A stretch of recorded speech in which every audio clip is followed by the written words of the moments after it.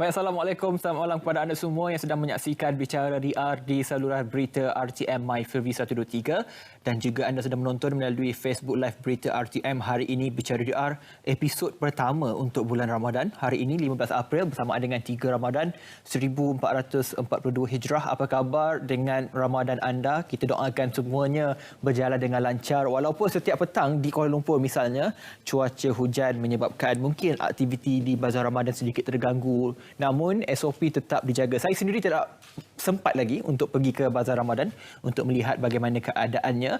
Namun dalam keseronokan kita, dalam juga keterujaan kita menyambut bulan Ramadan, kita perlu akur dan juga terima dengan satu berita yang sangat mengejutkan kita hari ini bahawa kes angka jangkitan COVID setakat hari ini kembali menjadi 4 angka lagi, namun berjumlah 2,148 kes. Ini adalah satu kabar yang tidak menggembirakan kita kerana kalau kita lihat di sini, pecahan bagi setiap negeri, misalnya di Sarawak adalah paling tertinggi, 512 kes, diikuti Selangor 459, di Kelantan 221 dan di sini kita dapat melihat di Kelantan terdapat peningkatan yang drastik disebabkan oleh kluster-kluster tertentu yang dinyatakan oleh KKM, diikuti oleh Kuala Lumpur, Pulau Pinang, Johor juga meningkat dengan mendadak 182, Sabah juga 202 kes dilaporkan. Namun ada juga negeri-negeri yang masih mencatatkan 2 digit dan 1 digit, antaranya Perlis penambahan 1 kes, Kedah 26 kes, Putrajaya 8 kes.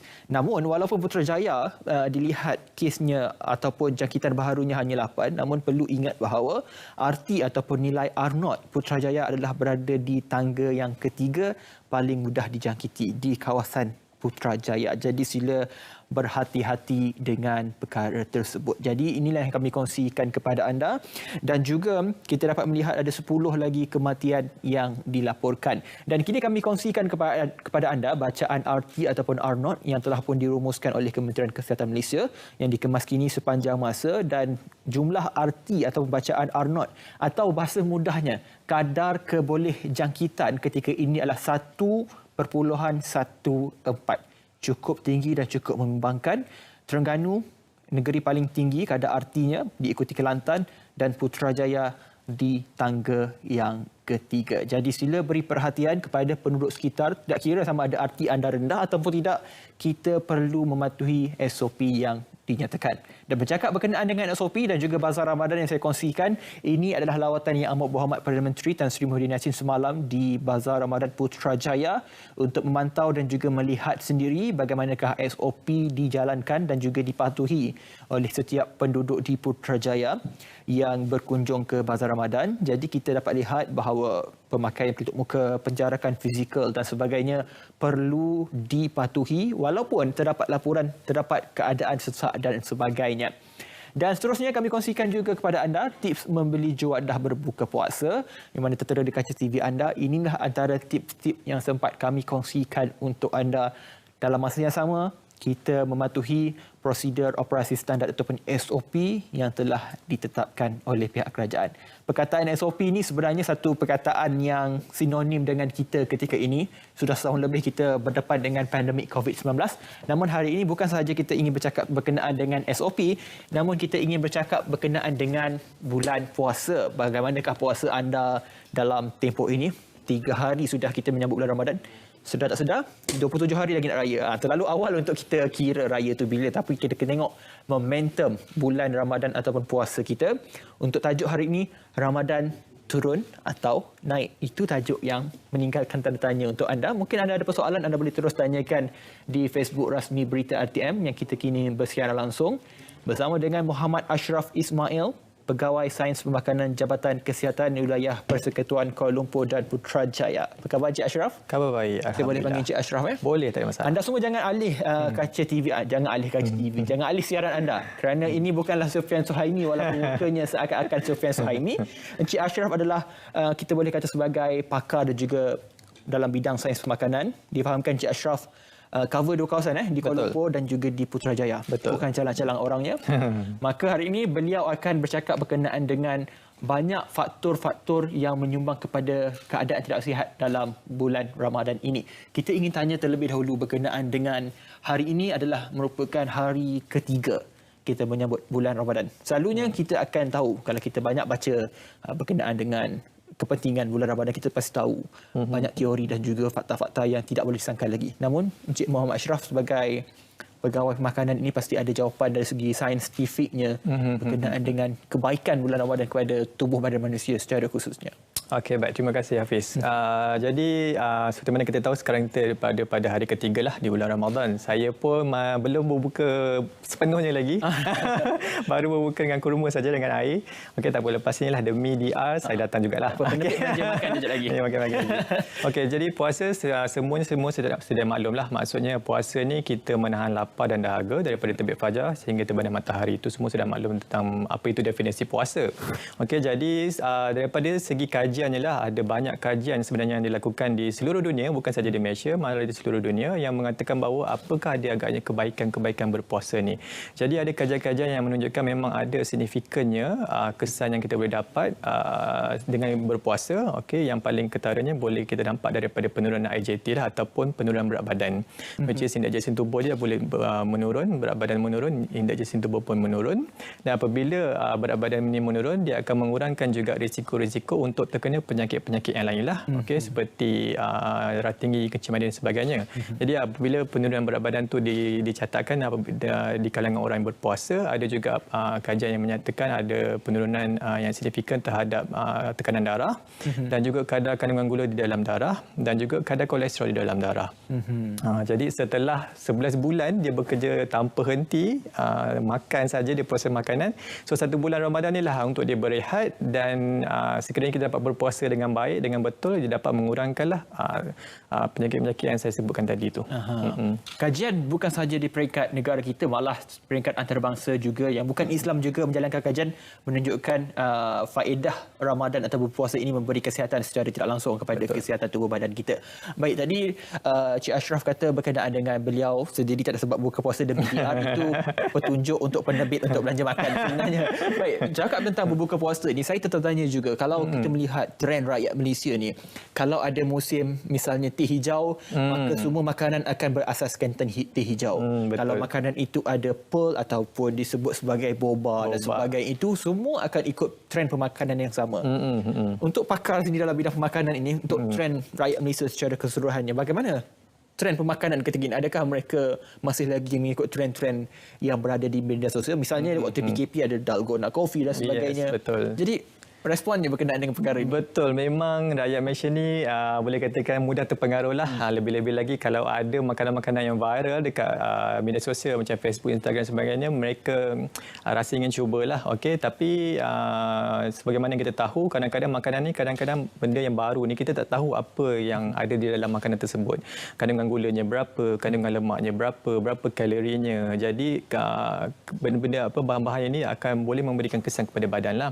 Okey, nasihat saya boleh cuba, tetapi kita kena ambil tahu apakah bahan ataupun ramuan yang digunakan di dalam sesuatu bahan tersebut, dalam satu resepi tersebut. Dan kalau boleh, kalau katakan makanan tu tinggi dengan kandungan gula, tinggi dengan kandungan lemak dan sebagainya, boleh dihadkanlah pengambilannya dan jangan terlalu mengikut trend sangat. Maksudnya kita cuba amalkan pemakanan yang sederhana dan juga pemakanan yang sihat dan seimbang. Apa yang Encik Ashraf katakan berkenaan dengan makanan gula tinggi dan sebagainya, mungkin garam tinggi. Betul. Kadang-kadang bulan puasa ni kita tak dapat mengawal nafsu makan ni. Kalau pergi ke bazar misalnya, macam-macam semua nak, akhirnya tidak makan juga. Makan adalah makanan yang saya mengakuinya, kadang-kadang saya juga makan benda yang manis dan sebagainya. Kalau saya memetik kes yang berlaku tahun lalu, dalgona coffee popular ketika bulan Ramadan tahun lepas dalam PKP. Betul. Kalau pengambilan secara berlebihan dalam mana keadaan perut kita kosong dan sebagainya, apa impak dari segi kesihatan yang perlu diberi perhatian ni? Contohlah macam kata tahun lepas kan ada dalgona coffee tu menjadi salah satu viral lah. Maksudnya menjadi ikutan. Jadi menjadi trend jugalah untuk tahun lepas. Memang banyaklah, kita pun dapat banyak feedback juga daripada orang luar kan. Jadi sebenarnya contohlah kata macam dalgona coffee ni, dia menggunakan kopi itu ada kandungan kafein di dalam dia. Okey, so kandungan kafein ni sebenarnya adalah salah satu bahan yang kalau diambil secara berlebihan juga akan memberi kesan kepada kesihatan lah. Sebagai contoh, dia ada ada kesan kepada diuretic effect, which is dia boleh memberikan kesan kita kerap buang air kecil. Okey, kafein juga boleh mengganggu daripada serapan-serapan makanan yang kita ambil. Jadi sebab itulah saya kata apabila kita nak mengikut ataupun mengikut trend ataupun mencuba sesuatu makanan yang baru tu, kita kena selidik dulu apakah bahan yang ada, dan kalau kita boleh ubah kepada keadaan yang lebih sihat tu, kita ubahlah. Contohnya macam dalgona coffee, sebelum ni mungkin dia gunakan susu pekat manis. Jadi mungkin kita boleh tukar kepada susu yang rendah lemak, susu segar dan sebagainya, supaya kesihatan makanan kita dapat secara optimum lah. Macam tu. Walaupun makanan itu tular ataupun viral, kita boleh lihat keadaan kesihatan. Cik Ashraf try juga ke dalgona tu? Pernah try, sebab kita nak try juga apa rasa dia sebenarnya kan. Sebelum kita kaji kan dia cuba juga. Betul. Malangnya saya tak sempat cuba lagi. Baik, kalau bercakap tentang tadi Cik Ashraf memberi gambaran dan juga contoh tidak sempat buka puasa, namun still ataupun masih lagi mengambil kurma dan juga minum air, itu secara asasnya untuk kita berbuka puasa. Kalau bercakap soal sahur, ramai juga kebanyakannya orang lelaki lah, dia tak nak bangun sahur, dia akan lebih makan lewat malam dengan alasan tak nak bangun sahur dan sebagainya. Ada sebab kenapa dalam Islam menggalakkan kita sahur di hujung waktu dan sebagainya. Namun dalam segi saintifiknya, manfaat sahur itu, dan ramai juga setengah orang ni tak selera makan dalam keadaan pejam mata dan sebagainya. Jadi bagaimana keadaan ini perlu kita betulkan supaya akan ada satu tabiat ataupun cara yang betul bersahur sepanjang Ramadan ini? Jadi memang betul, kalau sepanjang daripada pemerhatian saya pun memang sahur ni adalah waktu yang paling susah untuk kita bangun. Okey, kadang-kadang kalau kita tengok anak muda, anak pelajar-pelajar universiti, okey, mereka ni susah untuk bangun sahur lah. Ada yang dah makan dulu sebelum tidur, dah makan berat, dia kata okey tak apa, makan berat dulu, nanti bila sahur tinggal minum air je. Okey, sebenarnya kalau dalam bulan puasa ni, sahur tu adalah waktu makan yang paling penting sekali. Dia adalah lebih penting berbanding dengan berbuka. Lebih penting lah. Sebabnya sepatutnya kandungan makanan kita tu adalah lebih banyak di waktu sahur, kerana waktu sahur tu kita nak makan makanan untuk bekalan seharian. Tenaga tu kita perlukan untuk seharian. Tapi berbuka hanya untuk memerlukan ketika waktu malam tu sajalah, untuk memenuhi keperluan tenaga pada ketika itu saja. Tapi sahur kita ambil untuk memenuhi keperluan satu hari itulah. Jadi sepatutnya kita punya sahur tu sepatutnya masihlah lengkap mengikut kita punya panduan yang paling utama, iaitu Piramid Makanan Malaysia.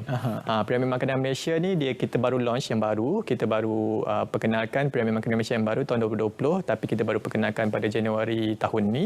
Jadi Piramid Makanan Malaysia ni adalah panduan ataupun rujukan utama dalam kita memilih makanan.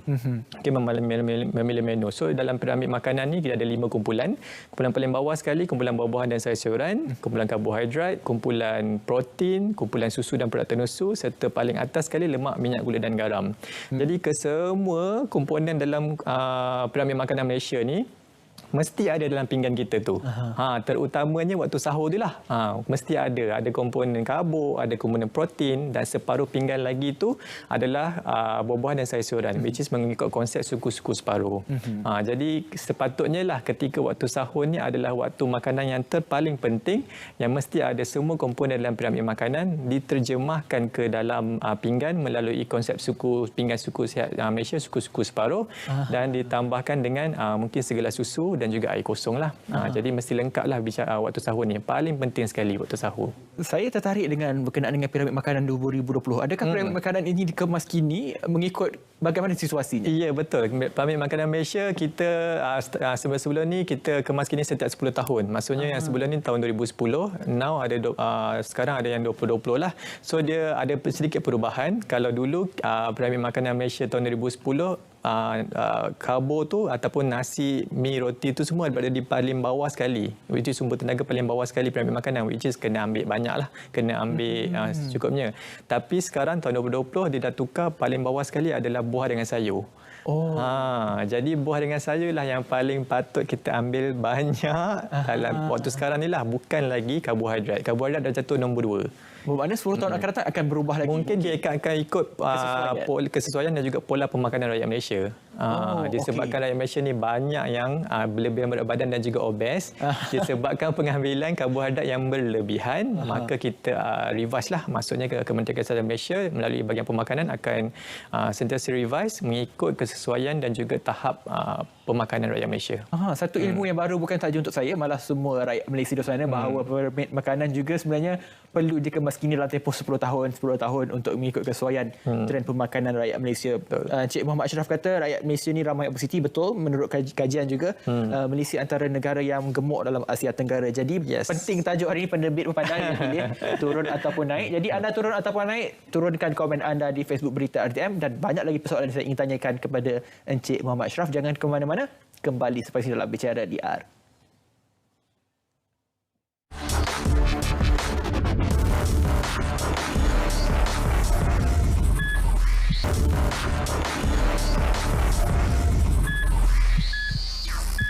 Baik, bertemu kembali dalam Bicara DR. Malam ni pantas berlalu dengan jawapan yang cukup cemerlang dan juga pada saya sangat smooth kita mendengar jawapan daripada Encik Muhammad Ashraf berkenaan dengan cara kita berpuasa ini, bagaimanakah cara sahur dan juga berpuasa dengan betul. Tadi kita berhenti di sahur, bagaimana cara pengurusan sahur dan sebagainya. Persoalannya sekarang rakyat Malaysia ini makanan rujinya adalah nasi, makanan yang berat di waktu sahur. Misalnya saya, Encik Muhammad Ashraf, saya akan tak boleh tak makan nasi. Kalau tak makan nasi ni saya tak ada tenaga, tak bersemangat dan sebagainya. Namun ada juga setengah rakyat Malaysia ini yang suka makan oat misalnya, buah-buahan, ada yang makan kurma dengan susu sahaja.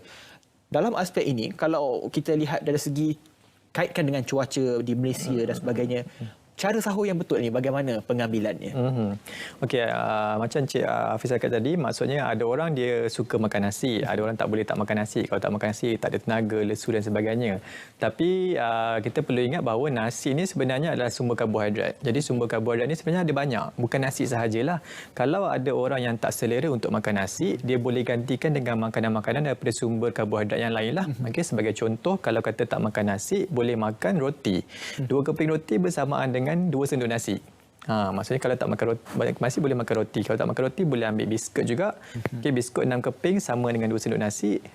Boleh ambil juga pasta, 1 cawan pasta, makaroni, bubur, jagung. Jagung pun adalah satu jenis karbo lah. Maksudnya ada pelbagai jenis makanan yang selain daripada nasi yang kita boleh ambil ketika waktu sahur. Jadi karbohidrat punya sajian ni, portion ni mesti ambil lah. Di samping itu ada juga sajian karbohidrat, mesti juga ada sajian protein. Okey, protein pun mesti ambil. Waktu protein tu boleh daripada sumber haiwan seperti ikan, ayam, telur, daging, dan juga boleh diambil daripada segi tumbuh-tumbuhan lah, macam tempe, tahu, dan juga daripada kekacang. Okey, so ada kombinasi daripada segi protein, karbohidrat, dan separuh lagi tu mestilah buah-buahan dan sayur-sayuran. Tapi yang paling saya susah nak jumpa ni, orang ambil sayur dengan buah pada waktu sahur lah. Dia susah nak ada. Yang biasanya ada karbo, protein lah, ataupun nasi dengan lauk je. Dah mengantuk lupa. Tapi sayur dengan buah ni paling susah nak jumpa. Sepatutnya lah ketika macam saya kata tadi, sahur ni adalah satu waktu yang perlu kita ambil dengan selengkap dia lah. Maksudnya makanan yang lengkap. Pinggan kita tu mesti ada komponen-komponen tu. Mesti ada nasi, mesti ada protein, mesti ada karbo, mesti ada protein, dan separuh lagi mestilah sayur dengan buah, dan boleh juga ditambahkan dengan 1 gelas susu dan juga air kosong lah. Itu yang terbaik sekali lah. Bila kita kongsikan tadi berkenaan dengan 1 pinggan nasi bersamaan dengan 2 keping roti, saya rasa para isteri jadi kerja mudah lah sahur ni. Bagi roti je. Dia kata, abang, Encik Ashraf kata jangan makan nasi. Contohnya lah. Contohlah, pengganti nasi. Senang juga makan roti je. Boleh. Dan penting juga untuk saya tanyakan, pengambilan minuman berkarbonat, misalnya air bergas, air kopi. Kadang-kadang ramai yang rakyat Malaysia ni tahulah, kadang-kadang tak boleh tak ada kopi dalam satu hari itu. Tapi dalam bulan puasa ni hanya ada waktu sahur saja untuk minum kopi. Jadi berpatutan atau boleh atau bagaimana caranya? Okey, so memang betul. Saya pun nampak trend tu waktu bila buka puasa pun ada yang nak minum kopi, waktu sahur pun ada yang nak minum kopi ataupun teh lah, ataupun minuman-minuman yang berkafein ni. So suka saya nak ingatkan bahawa minuman yang mempunyai kafein yang tinggi ini, dia akan boleh memberikan kesan diuretic effect lah. Maksudnya kita akan kerap untuk buang air dan menyebabkan kita boleh terhidrasi sekiranya kita mengambil dalam kuantiti yang berlebihan lah. So nasihat saya memang ada peminat tegar yang mungkin kalau tak minum tak boleh. Maksudnya mesti nak minum. Dia macam dah addicted lah. Mungkin boleh tapi boleh ambil tapi dalam kuantiti yang berpatutan lah. Tetapi sekadarnya lah. Tapi kalau waktu sahur tu kalau boleh jangan ambil. Kita ambil waktu berbuka ataupun selepas 2 jam selepas kita berbuka tu baru kita ambil. Sebabkan kafein ni juga boleh mengganggu serapan daripada zat-zat makanan kita ambil tu. Kalau kita makan pada waktu main meal ataupun makanan utama kita, dia boleh mengganggu kita punya serapan zat-zat yang ada dalam makanan utama. Jadi kalau kata nak minum, boleh ambillah satu hari mungkin 1 cawan sudah mencukupi. Ambil 2 jam selepas kita makan makanan utama dan juga kita mungkin boleh ubah sikit dia punya resepi tu. Kalau sebenarnya kita gunakan susu pekat manis untuk bancuh air teh ke kopi tu kan. Tapi kita tukar sikit. Kita mungkin guna susu rendah lemak. Okey, jadi kalorinya tu tak terlalu tinggi dan juga kita mungkin boleh dapat juga manfaat kalsium daripada susu tu dan juga kita boleh mengurangkan sedikit kandungan gula yang kita bancuh lah dalam air tu. Make sure that kita punya air tu adalah sihat dan kita boleh minum dengan lebih baik lah, dengan cara yang lebih baik. Saya rasa isteri Encik Ashraf pun takut nak idam makanan Encik Ashraf ni sebab begitu teliti cara penyediaan makanan dan sebagainya. Dan juga tertanya juga, saya tertanya berkenaan dengan kadang-kadang bila Cik Muhammad Ashraf kata dehydration dan sebagainya.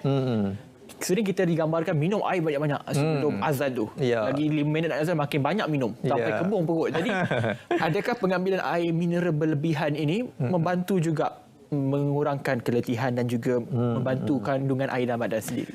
Okey, jadi pengambilan air memang sangat penting lah, terutamanya ketika bulan puasa. Kita kena pastikan bahawa bekalan air itu mencukupilah untuk keperluan badan. Okey, jadi air ini kalau sepatutnya lah yang sepatutnya kita ambil, kita bukan ambil banyak terus dalam satu masa. Kebanyakan orang memang dia banyak terus minum pada waktu sahur sebab dia kata takut nanti haus pula kan.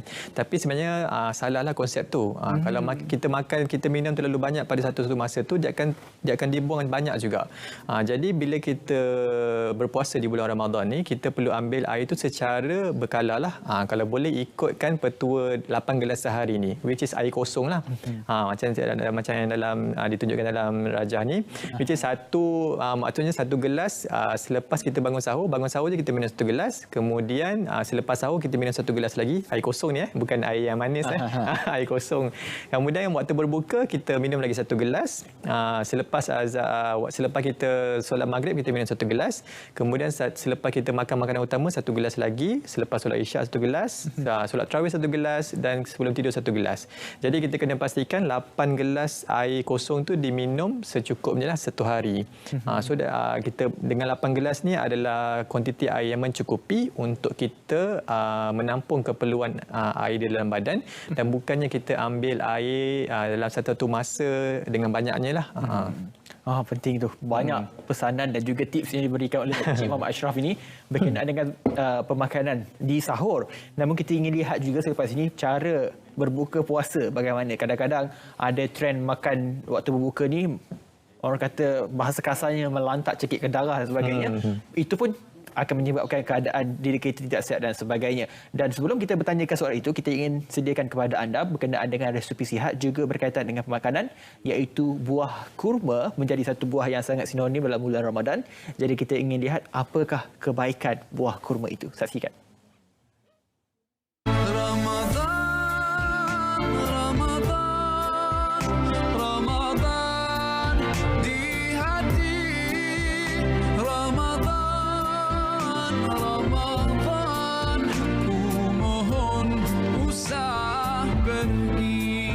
Keenakan buah kurma dari Timur Tengah, kelazatan buah kurma yang tiada bandingannya. Ni iklan produk kurma lah. Alah, silap. Yelah, salam Ramadan semua. Setiap kali menjelang Ramadan, mesti akak-akak selalu dengar iklan ni kan? Pastinya menjadi pilihan anda setiap masa.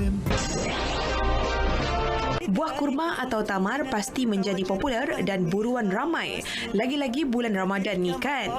Di pasaran terdapat pelbagai jenis seperti ajwa, Mariam, Mejul, Tunis dan banyak lagi.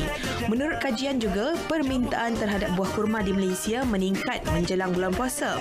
Tapi akak-akak tahu tak bahawa buah kurma ini sangat bagus untuk dimakan sepanjang masa? Jom akak kongsikan khasiat kurma yang mungkin akak-akak tak tahu.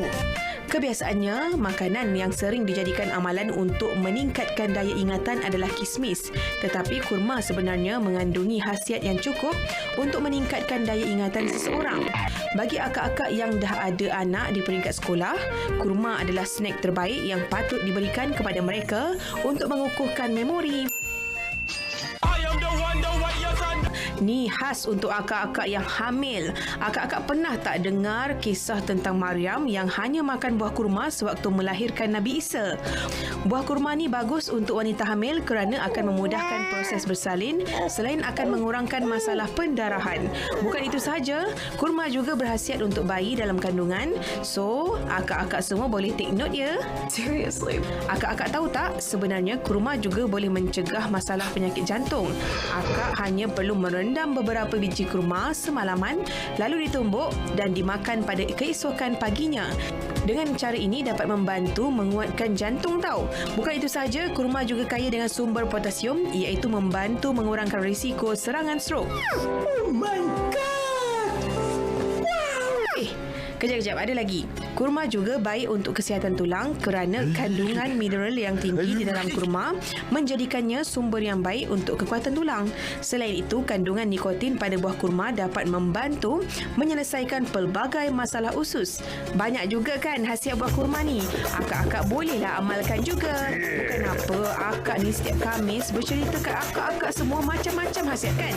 Akak nak akak-akak semua ni sihat macam akak. Okey. Assalamualaikum.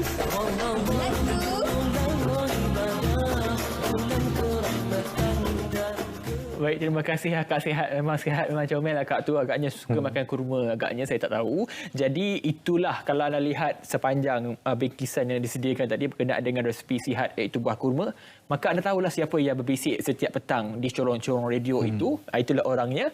Namun bukan kita ingin bercakap tentang itu saja. Tadi kita bercakap tentang sahur dan kini berbuka. Namun sebelum saya tanya soalan yang lebih lanjut, adakah makan buah kurma ketika berbuka macam Encik Ashraf tadi sudah mencukupi atau perlu ditambah dengan makanan lain selepas ada waktu yang sesuai untuk makan? Okey, memang kalau kata buah kurma saja untuk berbuka memang tak cukup lah. Kita perlu top upkan lagi dengan makan makanan yang lain. Cumanya pada waktu kita ke sekarang ni ramai yang mungkin mengambil pendekatan bahawa kalau bila masuk aja waktu berbuka tu atau azan pun terus makan makanan yang berat. Okey, kadang-kadang pukul 6.30 belum masuk waktu pun dah ready dah. Even sekarang pun boleh makan dekat kedai kan. Pukul 6 pun dah ada dekat kedai, dah siap pesan makanan dan tunggu di meja untuk makanan sampai.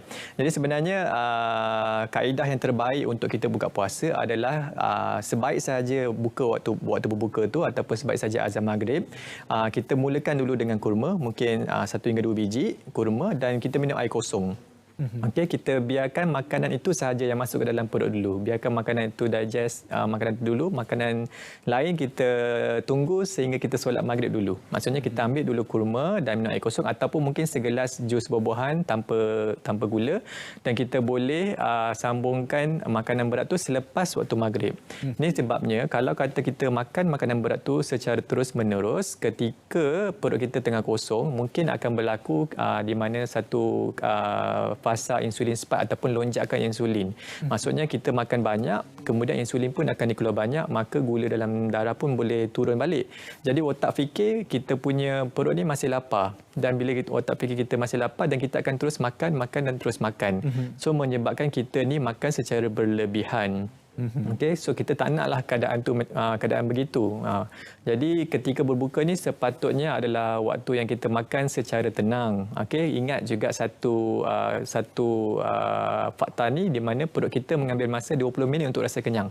Kalau kita haus, kita minum air, kita boleh terus hilang. Tapi kalau terus hilang haus tu, tapi kalau kita lapar, perut ni memerlukan 20 minit untuk hilang rasa lapar tu. Jadi dalam masa 20 minit itulah kalau kita boleh kawal pemakanan kita dengan baik, untuk kita tentukan berapa kuantiti yang masuk, berapa kuantiti yang sebetulnya lah kita perlu kawal dalam masa 20 minit pertama tu. Jadi sebaiknya lah kita ambil dulu kurma dengan air kosong, solat, lepas solat baru kita mulakan dengan makanan-makanan yang berat ni. Aha, itu dia. Jawapan dia cukup panjang. Kalau kita lihat kepada insert tadi memang menduga sungguh ya, ada kambing panggang, ada macam-macam menu, dan Cik Muhammad Ashraf juga menyebut berkenaan dengan trend rakyat Malaysia juga. 6.30 dah terpacak dah dekat menu makanan. Apatah lagi kalau buka puasa ramai-ramai ni.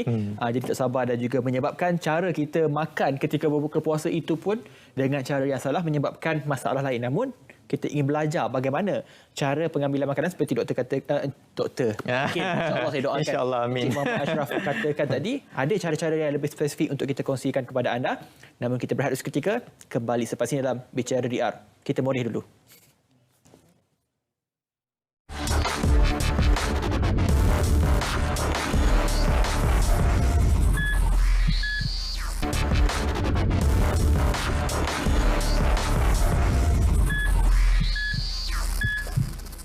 Baik, kembali semula dalam Bicara DR. Mungkin anda yang sudah pulang mungkin daripada tarawih, maka inilah rancangan yang anda saksikan Bicara DR berkenaan dengan Ramadan, turun ataupun naik, berkenaan dengan kesihatan kita secara keseluruhannya. Di 30 minit terawal kita sudah bincangkan banyak berkenaan dengan cara bersahur, berbuka puasa dan sebagainya. Ingin pula saya kaitkan dengan cara kita makan. Antaranya rakyat Malaysia ini memang suka dan juga tidak boleh dipisahkan dengan makanan yang pedas. Sebelum saya kaitkan dengan penyakit gastrik dan sebagainya, boleh tak kalau kita makan terus kepada masakan ataupun makanan yang pedas ketika berbuka puasa?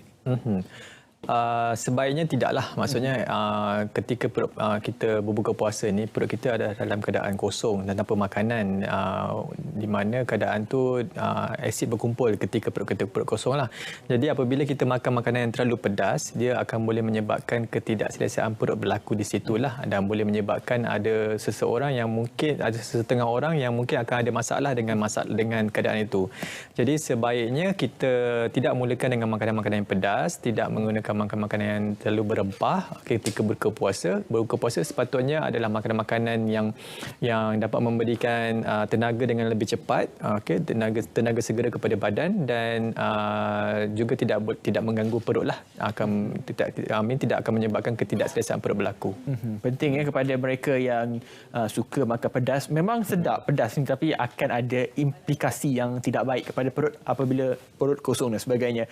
Baik, sekarang ini penting untuk kita belajar dan juga memahami bagaimana pengurusan kita sekiranya mungkin ibu bapa kita yang ada sakit dan sebagainya, kencing manis, darah tinggi, dan kadang-kadang ada yang orang gastrik, bulan Ramadan je ada gastrik. Ini penting juga untuk kita highlightkan kepada semua. Bagaimana cara sahur dan juga cara berbukanya untuk golongan yang berpenyakit ni. So biasanya kita untuk berpuasa ni, golongan yang selalu terjejas adalah mereka yang ada masalah gastrik, diabetes, kencing manis dan juga hipertensi lah, tekanan darah tinggi. Jadi sebagai contohlah untuk orang yang gastrik ni, dia terutamanya untuk orang yang ada gastrik, first dia memang kena elakkan makanan-makanan yang pedas tadi, macam saya kata tadi tu. So pedas ni memang dia tak boleh ambil lah, sebab dia memang akan boleh mengganggu lagi masalah gastrik dia tu. And then makanan-makanan yang terlalu berempah ataupun mempunyai kandungan perasa yang tinggi. Makanan-makanan berempah ni pun juga boleh mengganggu keadaan seseorang pesakit yang mengalami gastrik ni. Untuk orang yang diabetes pula, mereka tak boleh ambil makanan yang cepat dihadam. Seperti contoh makanan-makanan yang tinggi lemak, kandungan lemak, bersantan, berminyak dan sebagainya. Dan juga of course dia perlu mengurangkan makan-makan yang tinggi gula lah. Jadi untuk orang yang ada masalah ni, masalah penyakit ni, untuk sahur dan makan dan berbuka, mereka perlu ambil sesuatu yang lambat untuk dicernakan. Mereka perlu ambil, contohnya kalau daripada segi nasi tu ataupun karbo tu, contoh dia boleh ambil beras perang ataupun roti daripada jenis gandum penuh. Makanan-makanan ni dia adalah kandungan seratnya dia tinggi, maka dia akan dicernakan dengan dalam jangka masa yang lama lah. Maksudnya dia boleh tahan lapar tu dengan lebih lama lagi.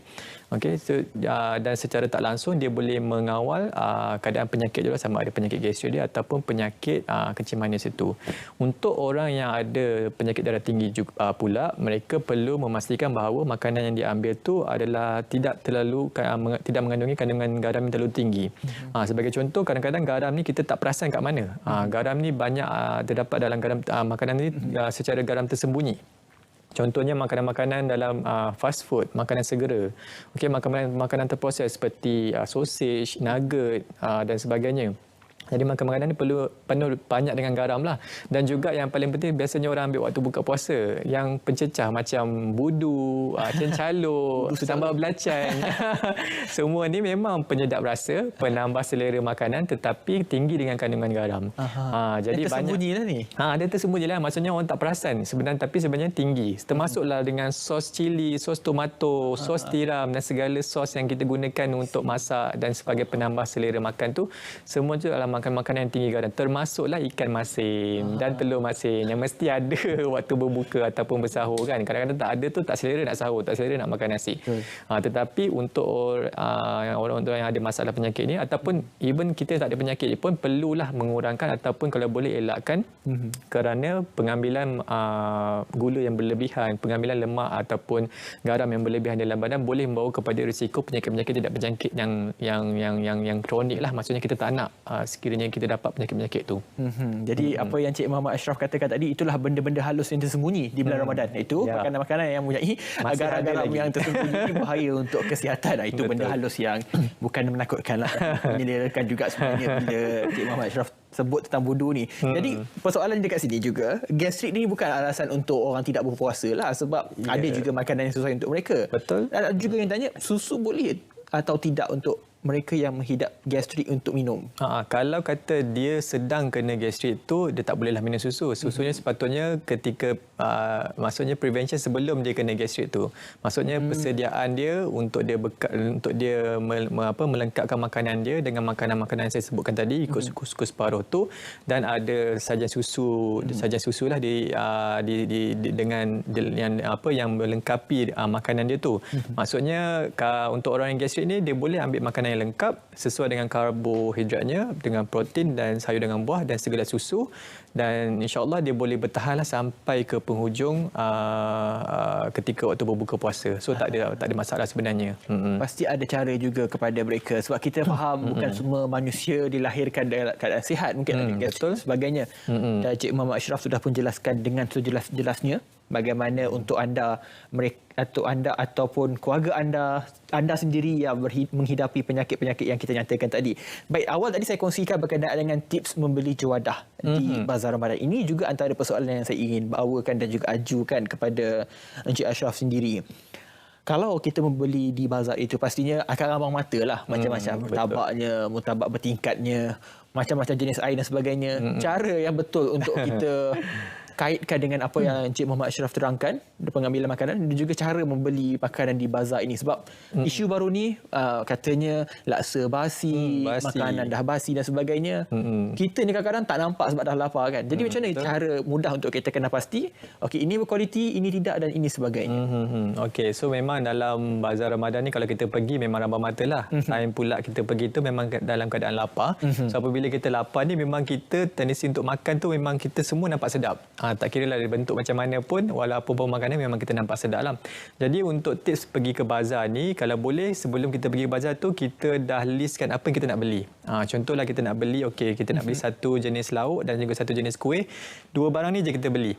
Jangan beli benda yang lain lah. Sebab Ramadan ni kan mengajar kita erti kesabaran dan juga kesederhanaan. Jadi apabila kita pergi ke bazar juga, kita pun melatih diri untuk kita dapat mengawal kita punya nafsu makan ni dengan cara yang betul lah. Kita listkan dulu apa yang kita nak beli, dan bila sampai ke sana, kalau boleh kita pilih makanan-makanan yang bersesuaian. Sebagai contoh, makanan-makanan tu tidaklah terlalu berminyak, bergoreng dan sebagainya.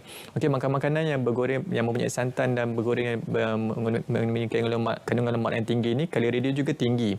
Which is dia tak baguslah untuk kesihatan kita. Dan apabila kita berbeli di bazar Ramadan juga, kalau boleh bawa duit secukupnya je. Tak payah bawa duit lebih-lebih. Kalau kita bawa duit secukupnya ni, insya-Allah kita akan beli apa yang perlu sajalah. Kalau sebagai tips untuk memastikan makanan tu selamat untuk dimakan, suka saya nasihatkan untuk makan makanan yang masih pagi panas. Sebagai contoh macam kuah tu masih lagi menggelegak, masih lagi panas yang dimasak di situ. Bukannya makanan tu dah terdedah ataupun tidak ditutup dengan baik. Itu lebih kepada aspek keselamatan makanan lah. Tapi kalau boleh kita ambil makanan tu Masa kita beli tu dia masih lagi panas dan nampak segar lah, bukannya makanan yang dah lama. Suka juga saya nak ingatkan untuk pemilihan makanan di luar lah. Maksudnya kalau kita beli makanan di luar, kita boleh tengok satu logo daripada Kementerian Kesihatan di mana kita panggil sebagai logo HCL, Healthier Choice Logo. Kalau kita beli produk makanan, contohlah kita beli kat pasar raya kan, kita nak beli air soya katakan, ada dalam pack yang dijual di pasaran tu, kita nampak dia logo KKM HCL warna merah tu, kita boleh ambil logo tu, menunjukkan bahawa produk tu adalah lebih sihat berbanding dengan jenama yang lain. Itu kalau kita nak beli produk. Tapi kalau kita kita nak berbuka di luar pun kita ada restoran yang kita dah letakkan logo My Choice. Dia ada dua logo. Kalau kita beli produk, kita beli logo HCL, Healthy Choice logo. Tapi kalau kita nak berbuka di luar ataupun kita nak makan di luar, kita boleh pilih restoran yang ada logo My Choice yang baru saja diperkenalkan oleh Kementerian Kesihatan Malaysia. Mana restoran yang ada logo ni, maksudnya dia ada menu sihat kat dalam tu. So kita boleh tahulah, kita nampak daripada jauh ada logo My Choice ni, kita boleh pilih restoran tu, dan of course ada menu sihat yang disediakan di dalam tu, yang kita boleh pilih lah untuk melengkapkan kita punya juadah berbuka. Bukan sekadar logo, jelas kalau kita nampak logo My Choice ataupun pilihanku yang kita paparkan di kaca TV. Tadi Encik Muhammad Ashraf kata bawa duit cukup-cukup pergi bazar. Saya bawa duit cukup-cukup juga. Tiba-tiba peniaga kata boleh bayar online dik. Dah jadi pula masalah lain, beli macam-macam sebab boleh bayar online sebagainya. Ada gurauan. Jadi sekali lagi kita berhenti moreh sekejap. Jangan ke mana.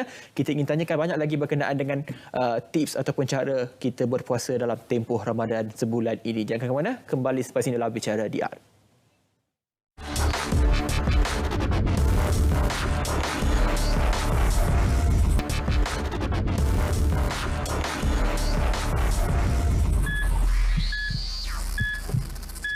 Baik, bertemu kembali dalam Bicara DR, masih lagi bersama dengan Encik Muhammad Ashraf bin Ismail, Pegawai Sains Pemakanan, Cawangan Pemakanan, Jabatan Kesihatan Putrajaya dan juga Kuala Lumpur.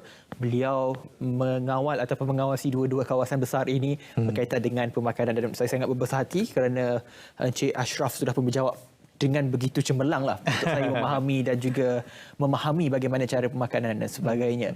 Dan di minit-minit terakhir ini kita ingin bertanyakan juga berkenaan dengan dalam tempoh puasa ini, kadang-kadang terutamanya golongan wanita di luar sana, kadang-kadang sebulan ini dah menjadi satu tempoh mereka, kita semua, untuk menjaga kesihatan dan sebagainya.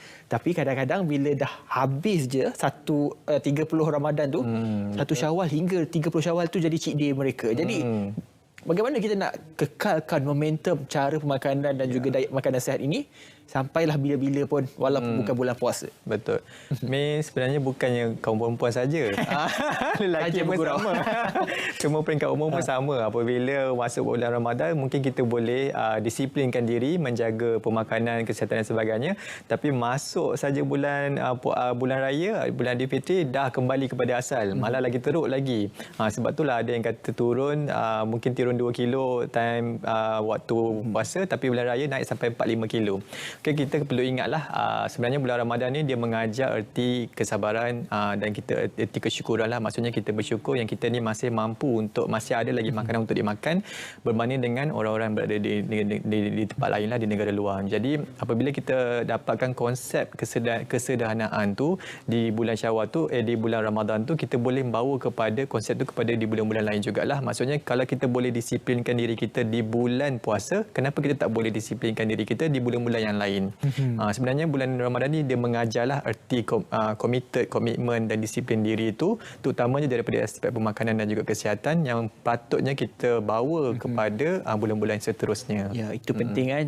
Makan juga kesihatan kita kena jaga. Baik, dalam bulan Ramadan ini juga kita ada kekeliruan berkenaan dengan cara pengambilan ubat ketika bulan Ramadan. Untuk tahu berkenaan dengan jawapan itu, kita bersama dengan Safhatul berkenaan dengan cara ataupun kaedah pengambilan ubat dalam bulan puasa. Silakan.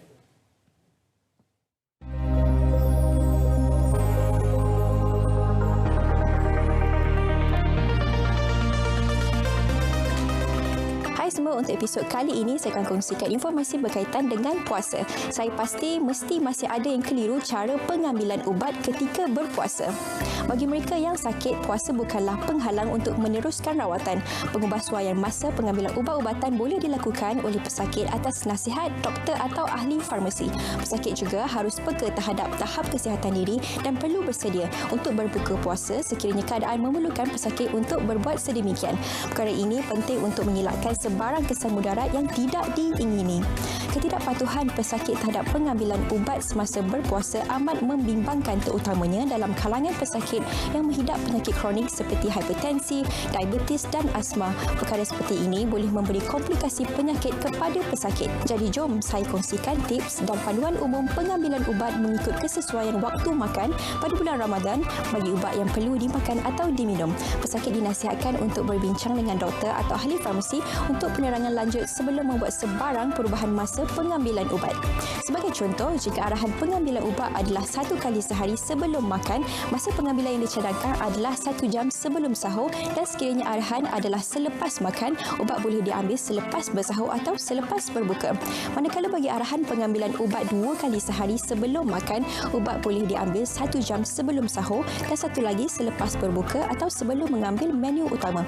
Pesakit boleh makan dahulu ubat sebaik sahaja masuk waktu berbuka puasa, kemudian minum air dan makan kurma sahaja dulu misalnya. Selepas 30 minit, barulah makan hidangan utama berbuka. Manakala jika arahan pengambilan ubat adalah 2 kali sehari selepas makan, pesakit dinasihatkan untuk ambil ubat sekali selepas bersahur dan 1 lagi selepas berbuka. Bagi pengambilan ubat dengan kekerapan 3 kali sehari, silalah berbincang dengan doktor untuk mengetahui sekiranya boleh mengubah suai kekerapan pengambilan ubat kepada 2 kali sehari. Manakala untuk ubat yang perlu diambil 4 kali sehari atau lebih, ia bergantung kepada jenis penyakit. Pesakit perlu mendapatkan pandangan daripada doktor terlebih dahulu dan dinasihatkan untuk tidak berpuasa atau menggunakan ubat alternatif lain sekiranya ada. Untuk makluman, cadangan pengambilan ubat yang dinyatakan ini adalah tidak termasuk cara pengambilan insulin. Bagi pesakit diabetes yang mengambil suntikan insulin, dos dan waktu insulin disuntik harus diubah suai mengikut arahan doktor berdasarkan ujian tahap gula dalam darah yang dilakukan sebelum bulan puasa. Berbincang dengan doktor tentang pengambilan ubat-ubatan dan dos insulin untuk bulan Ramadan kerana ianya dapat mengelakkan paras gula dalam darah daripada menjadi terlalu rendah, iaitu hypoglycemia, atau terlalu tinggi dipanggil hyperglycemia. Jadi pesakit atau orang awam boleh menghubungi Pusat Panggilan Farmasi Kebangsaan National Pharmaceutical Centre NPCC melalui talian 18886722 dari Senin hingga Jumaat jam 8 pagi hingga 5 petang kecuali cuti umum sekiranya terdapat sebarang pertanyaan lanjut berkaitan dengan ubat-ubatan. Pesakit dinasihatkan untuk bersedia dan merancang awal pelan pengambilan ubat-ubatan menjelang Ramadan melalui perbincangan bersama doktor atau ahli farmasi dan merujuk kepada ahli profesional kesihatan sebelum membuat sebarang perubahan dalam pengambilan ubat-ubatan.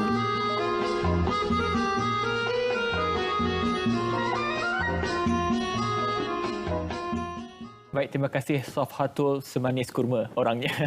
Jadi terima kasih atas perkongsian berkenaan dengan cara pengambilan ubat dalam tempoh bulan Ramadan ini. Baik, Encik Muhammad Ashraf, kesimpulannya bagaimana kita ingin rumuskan perbincangan pada malam ini pentingnya, dan ingin saya Encik Ashraf tekankan berkenaan dengan satu lagi tabiat ni.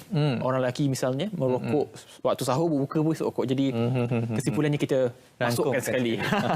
Okey, so secara kesimpulannya daripada apa yang saya sebutkan daripada awal tadi, kalau kita di bulan Ramadan ni sepatutnya kita menjaga pemakanan kita dengan lebih baiklah. Okey. Jadi pemakanan di waktu bulan puasa ni macam saya boleh simpulkan adalah semestinya ketika bersahur ataupun ketika berbuka puasa mestilah mengikut konsep suku-suku separuh yang mempunyai kandungan di dalam semua kumpulan piramid makanan Malaysia. Kemudian ketika bersahur, lewatkan selewat yang boleh ketika kita bersahur, dan juga cepatkan berbuka secepat yang boleh. Dalam kita memilih makanan ketika bersahur dan ketika berbuka tu, kita mestilah memilih makanan yang baik, yang sihat, yang seimbang, iaitu kurang daripada kandungan gula gulanya, kandungan garamnya, kandungan lemaknya supaya kita dapat menghindari daripada penyakit-penyakit tidak berjangkit yang dapat menyebabkan diri kita ni terkena penyakit-penyakit NCD itulah. Okey. Jadi untuk orang yang ada masalah merokok tadi itu, kita sebenarnya di Kementerian Kesihatan ada klinik berhenti merokok. Mereka ada masalah tu boleh datang ke klinik kesihatan dan pergi berjumpa dengan doktor untuk klinik berhenti merokok. Percuma saja kita bagi, dan mungkin Ramadan inilah masa yang sesuai untuk kita berhenti merokok dan kita mengamalkan pemakanan dan gaya hidup yang lebih sihat. Kerana bulan Ramadan ni mengajar kita erti kesedaran, kesabaran dan juga disiplin diri. Jadi dalam bulan Ramadan inilah untuk kita belajar tentang kesedaran dalam hidup dan juga memulakan sesuatu yang baru dalam hidup kita. Terima kasih Encik Muhammad Ashraf, penerangan yang cukup lengkap dan juga cermat dalam kita memahami berkenaan dengan cara pemakanan dan sebagainya. Yang penting kita turun, jangan naik berat badan. Terima kasih sekali lagi kepada Encik Muhammad Ashraf bin Ismail, Pegawai Sains Pemakanan Cawangan Pemakanan Jabatan Kesihatan Wilayah Persekutuan Kuala Lumpur dan juga Putrajaya. Baik, kepada anda semua, terima kasih kerana menonton. Anda boleh tonton dan juga ulang tonton di Facebook Berita RTM dengan carian Bicara DR ini dengan pelbagai tajuk lagi. InsyaAllah minggu depan kita jumpa dengan tajuk yang lebih menarik. Dan kepada anda semua, selamat berpuasa dan juga selamat bersahur. Assalamualaikum dan jumpa lagi.